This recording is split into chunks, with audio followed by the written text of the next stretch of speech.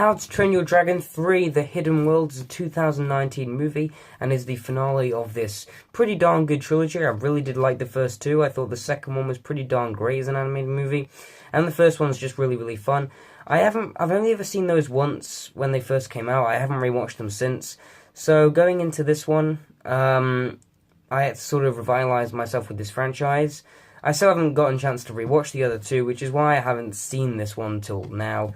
But I did see How to Train Your Dragon 3, and without seeing the other two for a while, I can say I actually really enjoyed How to Train Your Dragon 3. This was a movie that I really liked. I was hoping to enjoy it, and I did. I think this franchise has stayed pretty consistent in their goodness. I do think this one is the weakest of the three, though. Not to say this was bad, because I find this movie really fun.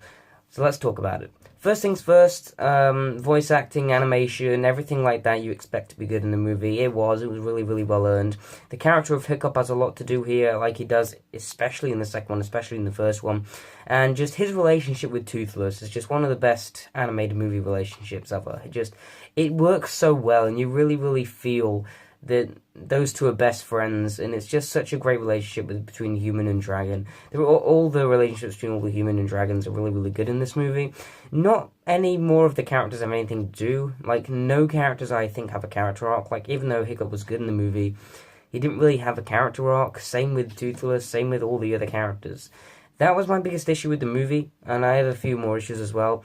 All the characters sort of felt stale. They didn't feel like they've improved. The second How to Train Your Dragon especially really improved their character, really went for a more darker tone. This movie was a lot more lighter toned, a lot more fast paced. This movie brushed past in some scenes. It had some really exciting action scenes. It was a really well lit movie. It looked really good. There were some really good sequences. I was on board with pretty much everything that was going on. But there wasn't much character there this time. Besides some really good moments with Toothless, which I really loved, and him trying to impress the other dragon was great. That was definitely some of the best scenes in the movie for me. I thought those scenes were amazing. They were charming. They were sweet. Toothless is just the cutest dragon ever. Like, there's not many cute dragons, but I love Toothless so much. He's just such a great thing. I love him. He's so amazing in this movie, and the comedy with him is fantastic. It's purely genius. I love some of the comedy in this movie. It's pretty funny.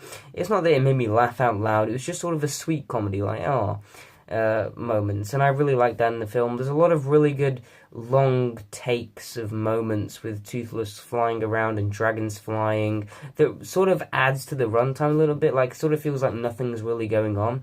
It does add to the fast pace of the film, though, like the first two did. But I didn't really feel that there was any real high stakes in the movie. Like, it was just them moving to this place and there's a pretty weak bad guy. It just felt like something we'd seen before. It was a nice, satisfying conclusion to this trilogy. I was really satisfied with the ending. I think most people will too. It was just a nice, satisfying conclusion, a good conclusion. Definitely the weakest of the three, as I said, but it's still perfectly enjoyable. It's really fun. I really enjoyed it.